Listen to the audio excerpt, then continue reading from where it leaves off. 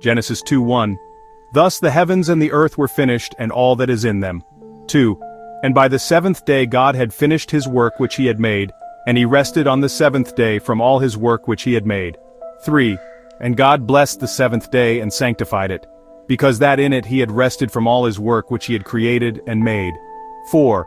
This is the origin of the heavens and the earth, when they were created.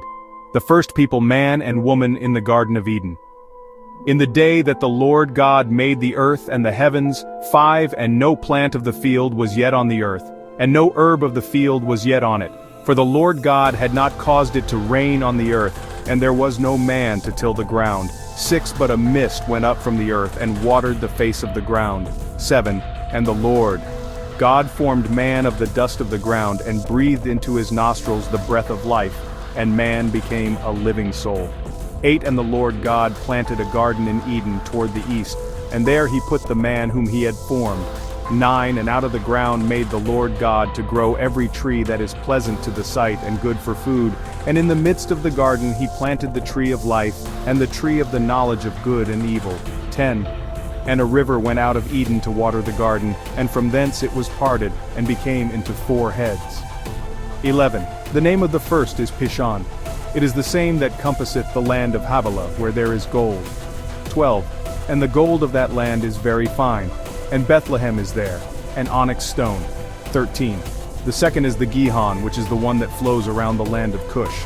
14 The third is the Hiddekel, which flows east of Assyria, and the fourth is the Euphrates. 15 The Lord God took the man and put him in the Garden of Eden to work it, and to keep it.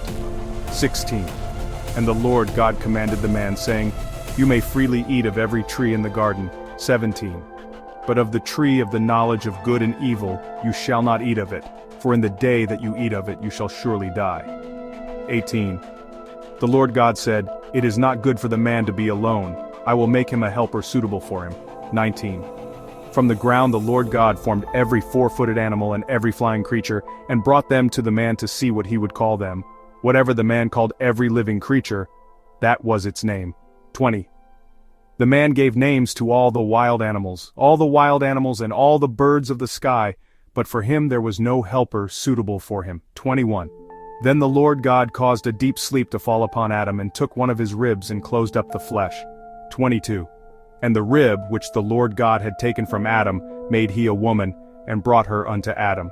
23 And Adam said, This is now bone of my bones, and flesh of my flesh. She shall be called woman, because she was taken out of man.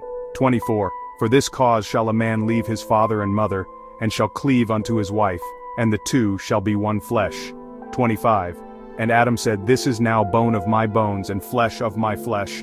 She shall be called woman, because she was taken out of man.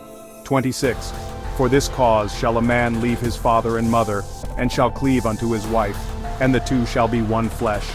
He and his wife remained naked and without shame.